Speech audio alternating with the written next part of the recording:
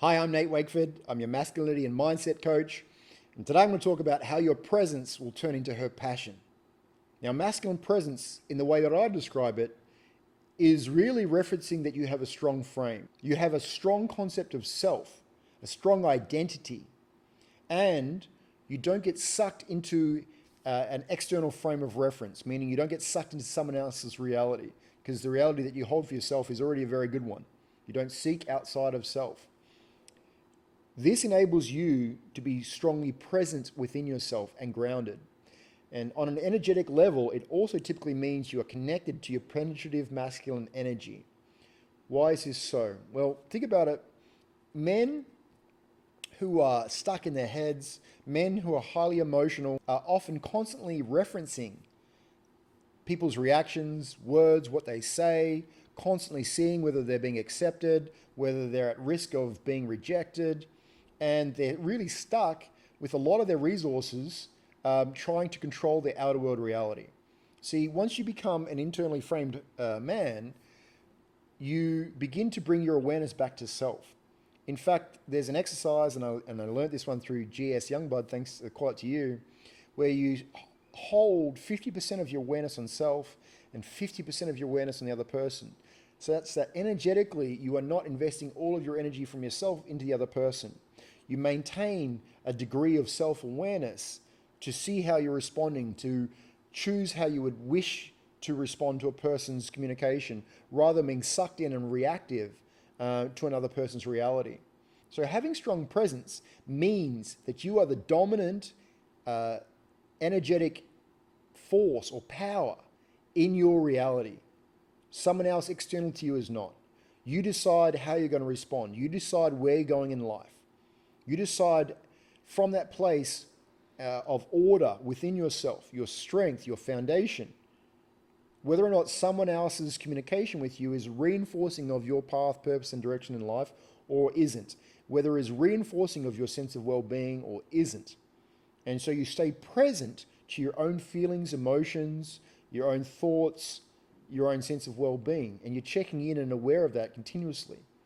You're present to yourself, such that when someone else is engaging you, you're engaging with them in a way that isn't seeking from them, isn't energetically trying to reach out and grab from them, because you already feel contained, whole, complete, and full within, and you seek to share from that fullness. You seek to express yourself authentically, not so caring of the other person's reaction, but caring from a perspective that you hold yourself in a way which is congruent with your true self, your true alignment, your integrity, with the type of person, the character that you hold yourself to be.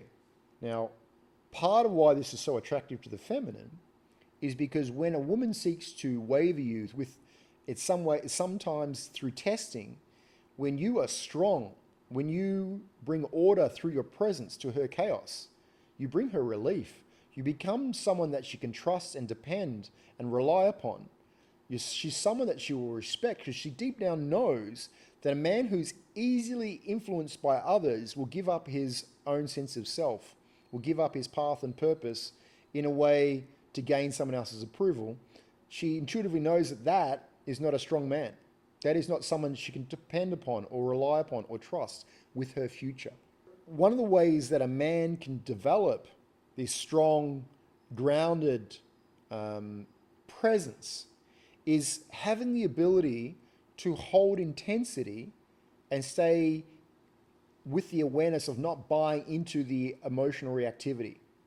Now, the way that I did this initially was at a time when I was overwhelmed, at a time when I was really going through my dark night of the soul moments. I began to train myself to meet intensity and stay calm.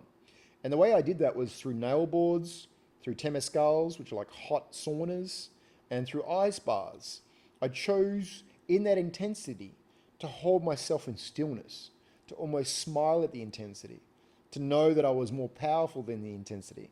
After a while, that becomes like a mode of frame strengthening and frame building, where you begin to almost enjoy how powerful you are in relationship to the intensity, knowing that you will not give up your center, you will not give up your calmness, and that you will choose how to respond, in this case, with a smile, a confident knowing of your ability to meet the intensity that you're facing. Now, a man who is overwhelmed, once he's met with some sort of intensity, gives up his center straight away, becomes reactive, loses his resourcefulness in decision making, and ultimately falls into the frame of whatever the external intensity is or where it's coming from. And a good expression of having your grounded presence, as I mentioned, it comes from being connected to your penetrative energy, is through the way that you stand, your posture, your movements. If they're slow, they're non-reactive or non-jumpy, they're not in chaos essentially, they're in calm, stillness, coming from the order that you hold, maintain within yourself. It comes through the way that you look at them. You're able to meet a woman's gaze and you're not afraid. You can even allow yourself to feel desire and attraction, but you contain it within yourself and you choose how you're going to make use of it or respond with it. That creates a tension. It's in the air. You don't try to alleviate tension straight away. You are able to sit with it, observe it. So even sexual tension is the same as a type of intensity. Sexual attraction, again, that's a type of intensity. The more that you can stay centered and still and connected with yourself in that intensity, the more powerful you are as a man. It's not your avoidance of attraction, it's not your avoidance of intensity that makes you strong. It's your calm stoicism, your stillness, the order that you're able to maintain in your frame, even in the intensity, no matter what type of intensity it is, whether it's a woman's emotionality, her seduction, her physical attraction, or some other element of chaos that she's creating in the world. When that's unwavering to you, that's tremendously powerful because you're choosing how you respond rather than being sucked into an external frame and becoming reactive.